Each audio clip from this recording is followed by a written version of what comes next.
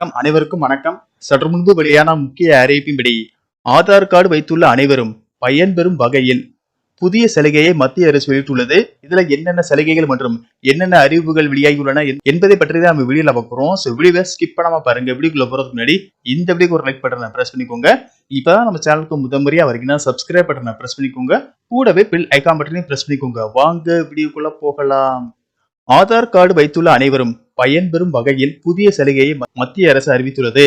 Aadhaar card அனைத்து விதமான தேவைகளுக்கும் மிகவும் அவசியமான ஒன்று.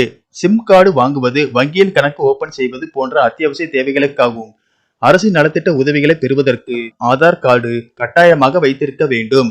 இந்நிலையில் யூபிஐ மூலமாக ஆன்லைன் பேமெண்ட் செலுத்துவதை போன்று ஆதார் சரிபார்ப்பும் எளிமையாக மாற்றப்பட்டுள்ளது. இதற்காக ஒன்றிய அமைச்சர் அஸ்வினி வைஷ்ணவ் ஆதார் செயலி ஒன்றை அறிமுகப்படுத்தினார். இதன் மூலமாக ஆதார் முற்றிலும் டிஜிட்டல் முறையில் மாற உள்ளது.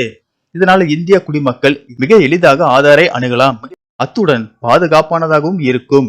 ஆதார் புதிய செயலியின் மூலமாக பேஸ் ஐடியை பயன்படுத்தி ஆதாரை பயன்படுத்தலாம். இதனால் ஆதார் நகலை எப்போதும் கையிலேயே வைத்திருக்க வேண்டியது அவசியம் இல்லை. ஆதாரை வழங்கும் இந்திய தனித்துவ அடையாள ஆணையத்துடன் இணைந்து இந்த செயலி உருவாக்கப்பட்டுள்ளது.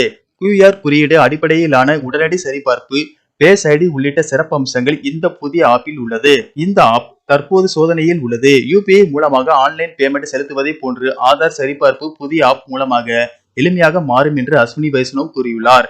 மேலும் இந்த டிஜிட்டல் முறையில் ஆதார் விவரங்களை சரிபார்த்து தேவையான இடங்களில் பகிர்ந்து கொள்ளலாம். ஆதார் புதிய ஆப்பின் மூலமாக ஹோட்டல், செக்இன், ஷாப்பிங் உள்ளிட்ட பல இடங்களில் ஆவணங்களை எளிதாக சமர்ப்பிக்கலாம். இதனால் ஆதார் நகல்களை எங்கும் ஒப்படைக்க தேவையில்லை. இதனால் ஆதார் தகவல்கள் பாதுகாக்கப்படும் என கூறப்படுகிறது. பயனரின் ஒப்புதலும் தேவையான தகவல்களை மட்டும் ஆதார் ஆப்பில் பயன்படுத்திக் கொள்ளலாம். இந்த வசதி விரைவில் நாடு முழுவதும் அமலுக்கு வரும் என தெரிவிக்கப்பட்டுள்ளது குறிப்பிடத்தக்கது. நன்றி, வணக்கம்.